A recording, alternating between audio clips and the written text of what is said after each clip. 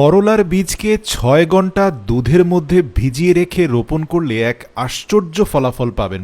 আপনি জেনে অবাক হবেন, শীতকালে প্রতি সপ্তাহে অন্তত একবার করলা রান্না করে খেলে অ্যাজমা, ব্রঙ্কাইটিস এবং গলার প্রদাহের রোগ থেকে আপনি বেঁচে যাবেন। এছাড়াও করলা আমাদের শরীরের রোগ প্রতিরোধ ক্ষমতা বাড়ায়, শরীরকে বিভিন্ন সংক্রমণের বিরুদ্ধে লড়াই করতে সাহায্য করে, আর এটা প্রাকৃতিকভাবে রক্তে বেড়ে যাওয়া চিনির পরিমাণ কমিয়ে দেয় এবং আমাদের হজম প্রক্রিয়াকে বৃদ্ধি করে। একেবারে সহজ ৩টি ধাপে কিভাবে আপনি আপনার ছাদ বাগানে পর্যাপ্ত করলার ফলন পেতে পারেন সেই প্রসেসটা দেখাবো প্রিয় দর্শক।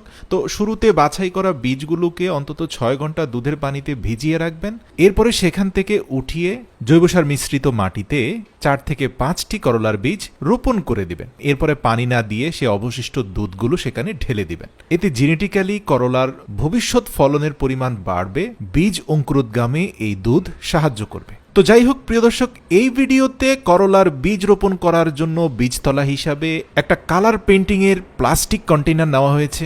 আপনি চাইলে যে কোনো প্লাস্টিকের বালতির নিম্নাংশ খুব ভালোভাবে ফুটো করে এবং বালতির ৩ কোণায় অথবা একদম মধ্যখান বরাবর দুই পাশে ২ কোণায় ২টি ছিদ্র করবেন।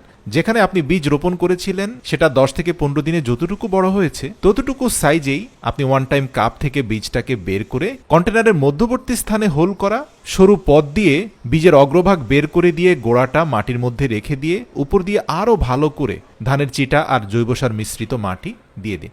প্রিয় দর্শক, ছাদ কৃষিতে করলার ফলন বাড়ানোর জন্য ভিডিওতে দেখানো প্রসেসে বীজতলার ঠিক মধ্যবর্তী স্থানে অর্ধেক করা একটা প্লাস্টিকের বোতলকে গুজে দিন। এবার আপনি এই প্লাস্টিকের কাটা বোতলের ভিতরে উচ্ছিষ্ট শসা, গাজর অথবা তরমুজের টুকরো রেখে দিতে পারেন। অর্থাৎ আপনার বাসা বাড়িতে শাকসবজি কাটার পরে যা উচ্ছিষ্টাংশ থাকে সেটাকে বোতলের মধ্যে ঢুকিয়ে পানি দিয়ে দিবেন। প্রিয় দর্শক, এটা খুবই যুগান্তকারী ফলাফল আছে। এই শাকসবজিগুলো পুচে এমন একটা অসাধারণ জৈব সার তৈরি হয় যে নিউট্রিশনটা আপনার গাছের অগ্রগতিতে খুবই জরুরি। ২ সপ্তাহ পরে গাছগুলো যখন বড় হবে সাথে সাথে ৩টি বাঁশের কঞ্চি গুজে দিয়ে আপনার গাছগুলোকে সাপোর্ট দিয়ে দিন। চেষ্টা করবেন তার উপরে আর একটা রাউন্ড শেপের মাচা তৈরি করতে, আর মাচাটা যেন শক্তপোক্ত হয়, যাতে অন্তত ১৫ থেকে ২০ কেজি করলার ওয়েট নিতে পারে। এভাবে মাচা তৈরি করবেন, কারণ যে প্রসেসে আপনি করলা চাষ করছেন এই প্রসেসে অনেক ভালো ফলন হয়। গাছগুলো মাচার অগ্রভাগে চলে যাওয়ার পরে প্রত্যেকটি গাছের একদম চূড়ান্ত কাণ্ডটা কেটে দিবেন। ২৫ দিন পরেই দেখবেন ওই কাণ্ডের চারপাশে আরো অনেকগুলো ব্রাঞ্চ বের হয়েছে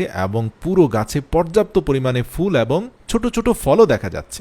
দৈনিক ২ বেলা পানি দেওয়ার পাশাপাশি অন্তত ২ থেকে ২.৫ মাসের মাথায় চেষ্টা করবেন পূর্ব থেকে তৈরি করে রাখা সেই প্লাস্টিকের কন্টেনারের মধ্যে আরও কিছু পচা গলা শাকসবজি অথবা কলার টুকরো পানি মেশানো অবস্থায় ঢেলে দিতে। পচা কলায় রয়েছে পর্যাপ্ত পরিমাণ পটাশিয়াম।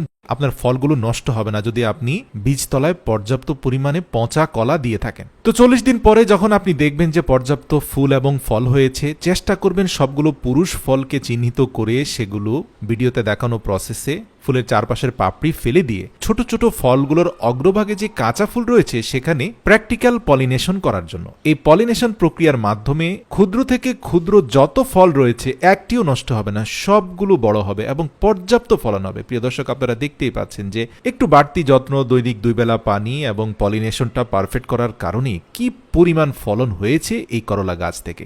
দেখে মনে হচ্ছে পাতা থেকে ফলের পরিমাণ অনেক বেশি এবং বেশ কয়েক কিলোগ্রাম করলার ফলন এখান থেকে হয়েছে। ছাদ কৃষির প্রতি মানুষের আগ্রহ বাড়াতে এবং বাজার সিন্ডিকেটকারীদের বিরুদ্ধে প্রতিবাদ স্বরূপ এই ভিডিওটি অবশ্যই শেয়ার করার অনুরোধ রইল।